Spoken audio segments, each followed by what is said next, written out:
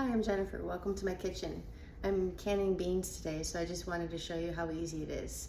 If you're going to learn how to pressure can, you want to start with beans first because honestly it's as easy as 1, 2, 3. I'm going to walk you through it. Before I start, I want to show you the difference between jars. So these are both pint-sized jars. They're 2 cups. This is a regular mouth. You can see that it has a shoulder, and this is a wide mouth. Now, most times, if you're making a broth or something like that, the regular mouth, they can fit more in the canner because of the size of the mouth. This holds the same amount in it, but it has a straight edge. And so this one's helpful when it comes to canning beans because it's easier to scoop out. Also, if it doesn't, these are better for the freezer as well because with the neck here, the shoulder, it will make it harder for freezing. So if I ever have any beans that don't seal, I can just throw them in the freezer afterwards. So today I'm going to be canning navy beans. I like navy beans because they're my favorite for making baked beans, which I'll show you on a different video. And they're also great for ham and bean soup, bacon bean.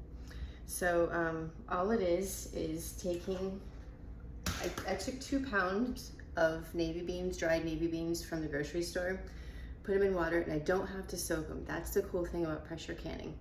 Now the reason why I do just the beans themselves is that once you add an acid to the beans, like to make your baked bean sauce ahead of time, it will not let the beans soften. So in order for the beans to soften, you need to make sure it's just straight water. So I washed my beans 3 times and then poured it out through my colander, and I put it back in water, and I kind of like washed them by hand, and then I drained them. So I did it 3 times because that's my favorite number, but I just want to make sure they're really clean. So you want to take out some of the ones that are floating, the ones that are disfigured, anything that looks like it might not be a bean, could be maybe a piece of rock or debris.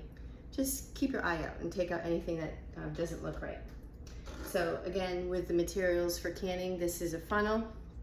You would put the funnel here, and I measured 3/4 of a cup. Now, if I'm doing, I used to do my beans in quart sizes, but it's a lot more bean for one family of 2. So we went back to pints. So depending on how many people you're feeding, pints works for us because it doesn't look like much now. It's 3/4 of a cup, and then I filled it with warm water to a 1-inch headspace. These beans will expand, but this will give me plenty for the 2 of us for a couple of meals. So that's all we need. So all I did was after I washed it and I drained it, I measured out 3/4 of a cup. I dumped it in. I filled it with hot water just from the tap, and then measured 1-inch headspace. I took a clean cloth, I wiped the edge, and then I'm gonna put the cover on. So my edge is clean. Just wipe it down one more time so I can show you. Remember, you're gonna pinch and turn it. And I always like to overlap it to make sure that there's nothing on the inside or the outside, but it's just beans and they've already been cleaned, so there's no dust. I don't choose to use vinegar for this because honestly there's no grease to cut through, so just a hot washcloth is fine. This is a pre-washed lid. Put it on.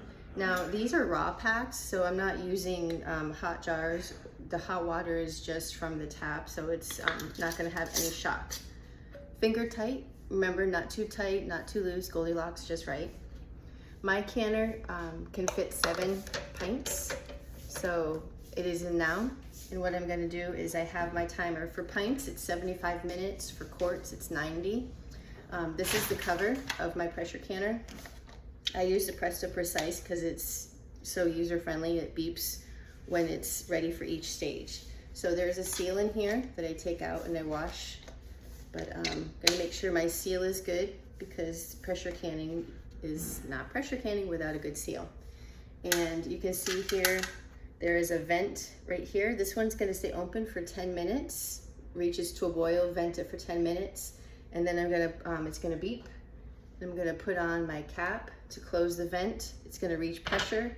The timer goes on for 75 minutes. After 75 minutes, the timer goes off, and I'm not gonna open it up. I'm just gonna let it come decompress down to room temperature.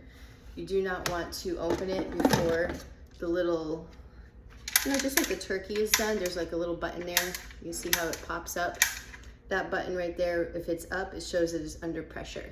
And as soon as the pressure goes down, you can hear it go down. Plus, if you have a Presto, it will beep to tell you that it's safe to open. So it comes with a user guide, which is helpful because it'll tell you how many jars will fit for pressure canning, how many jars will fit for water bath, and there's a difference between wide mouth and regular mouth depending on how many can fit. So that's it. I am ready to go. All I did was just beans, water, lid. Done. So if you're gonna do pressure canning, this is what to start with. So I will come back at a different time and show you how I make my baked beans.